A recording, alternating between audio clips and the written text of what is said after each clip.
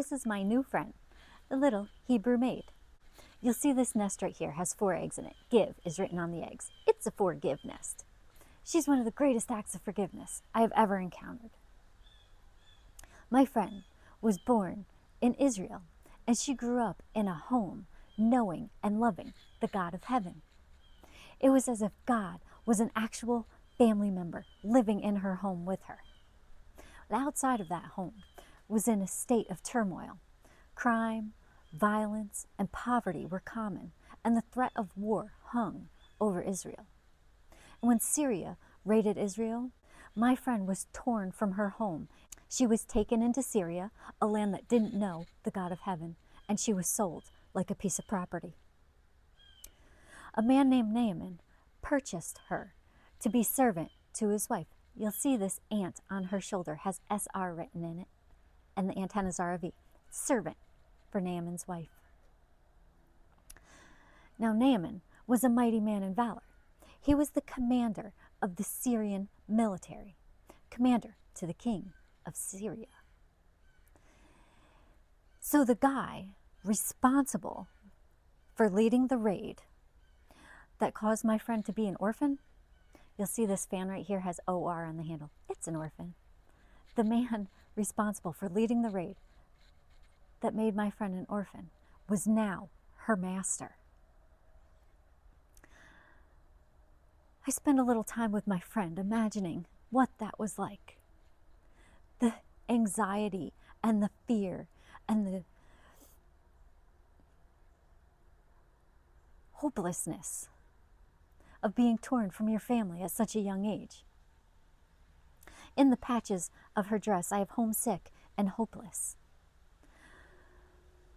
I imagine the sting of that kind of trauma could turn any heart cold. She didn't even ask God, why is this happening to me? Instead of blaming God for her circumstances, she was brave enough to trust in the God of heaven. So she was not hopeless or alone because she carried God with her in her heart. And there's no doubt she was praying to God now just the same as she had every day of her life. Now the evidence of my friend's forgiveness is in her actions. One day, my friend sees Naaman's wife upset and crying, and she learns that Naaman had been diagnosed with the incurable disease of leprosy. Naaman is represented in my painting as a leopard.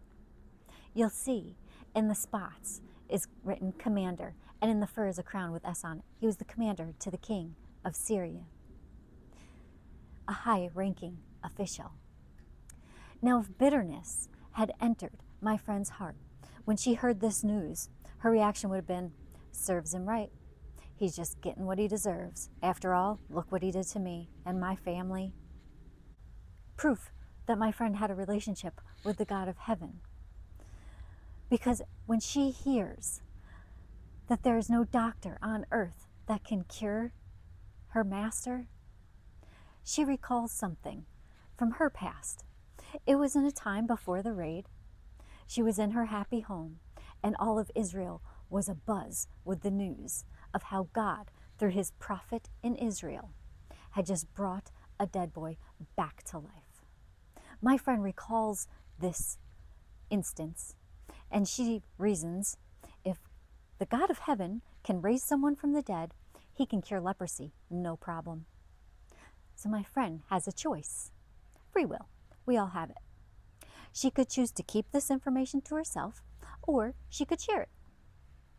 Now, even as a child, it would be easy to reason that no one would listen to her. She was a kid. Nobody listens to kids. And she was a servant. Masters don't listen to their servants. The easy thing for my friend to do would have been to keep the information to herself and go about her day. But instead, she was brave enough to trust the God of heaven, and so she took courage, and she went to Naaman's wife and told him, if only my master would go to the prophet in Israel, he would be healed. This shows the level of her forgiveness. The guy responsible for tearing her from her home, making her an orphan, and the guy that was now her master is the same guy she is trying to help heal. This is love your enemy size forgiveness. But it also shows the level of my friend's faith. She didn't say he might be healed or he could be healed. She had no doubt about it. If Naaman went to the prophet in Israel, he would be healed. That is great faith.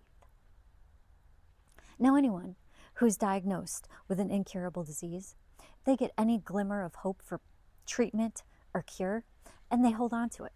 That's exactly what Naaman did. After he hears what my friend had told his wife, he goes directly to his master, the king of Syria, and tells him what his little Hebrew maid had said. Now, the king of Syria is very fond of Naaman. He's one of his high-ranking officials. So he encourages Naaman to go to Israel, and he writes a letter to the king of Israel on Naaman's behalf. You'll see the letter right here. The seal has an S on it for the king of Syria, and is written to the king of Israel. So Naaman takes a couple of his servants, not my friend, that's his wife's servant, takes a couple of his servants, takes the letter from the king of Syria, and he also gets 10 talents of silver, 6,000 pieces of gold, and 10 fancy outfits. And he heads to Israel.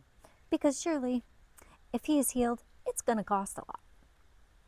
Upon arriving in Israel, he delivers the letter to the king.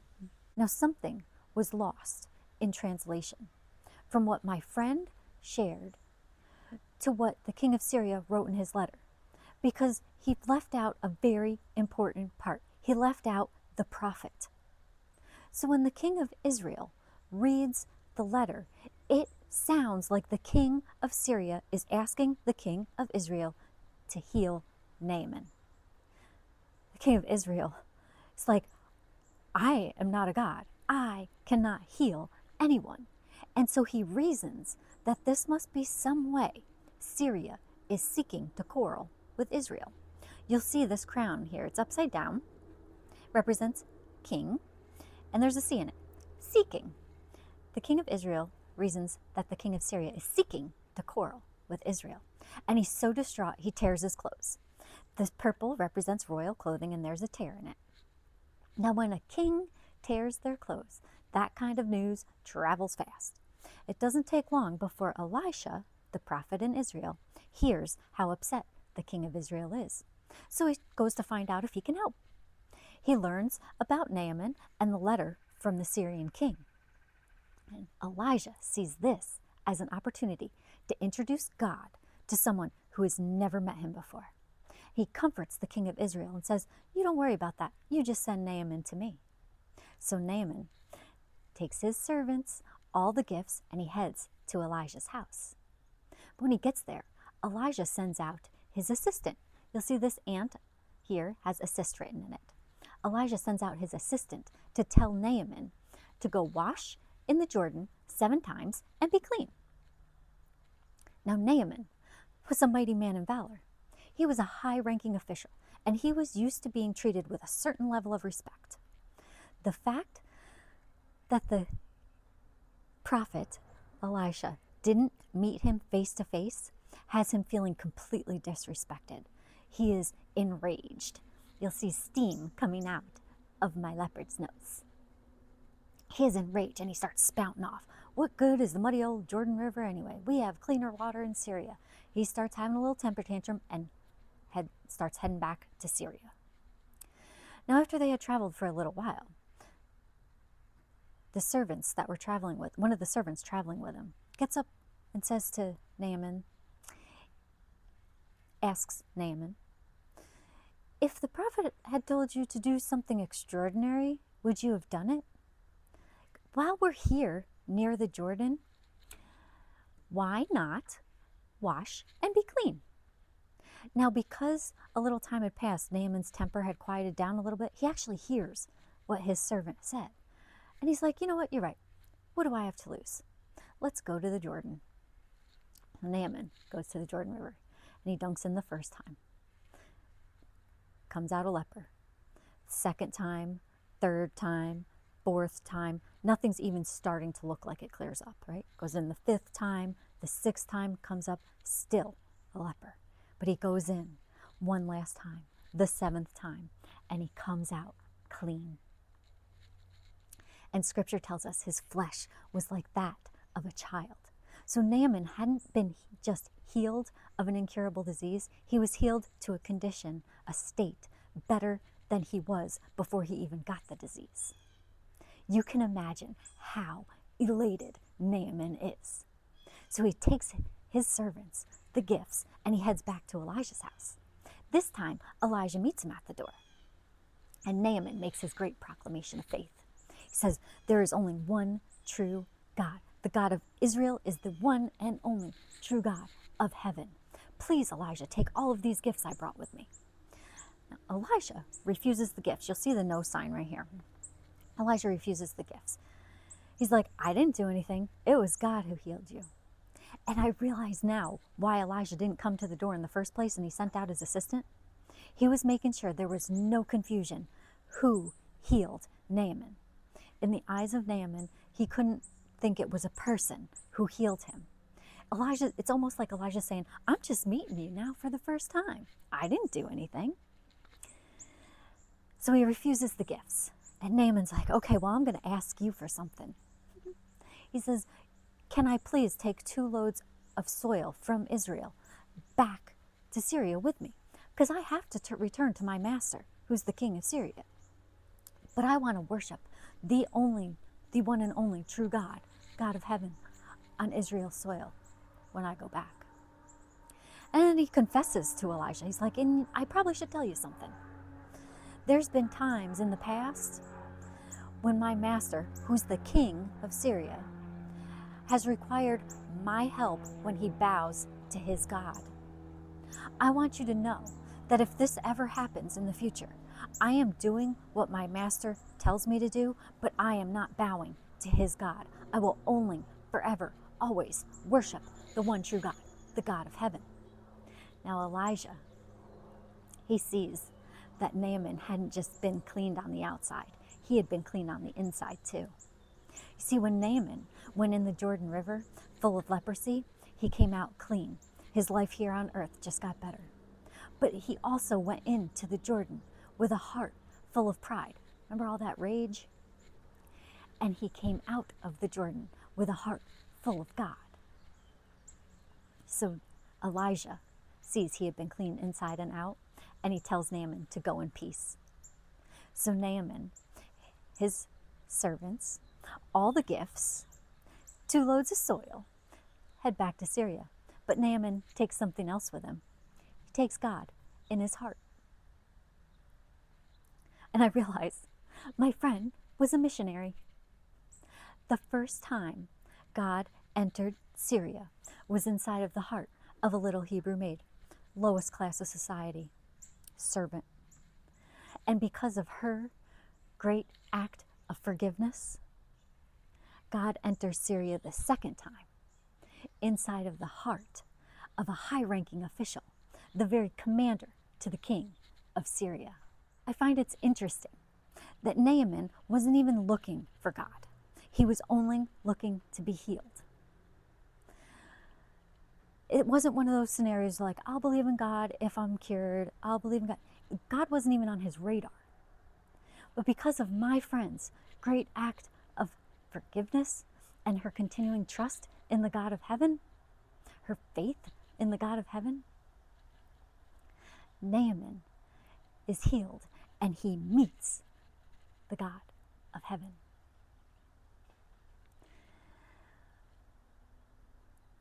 My friend reminds me of the power of one. One heart fully committed to the God of heaven is a mighty tool. And there are no age restrictions on that heart. She was just a child and she saved a soul. And scriptures tell us the heavens rejoice over one soul saved.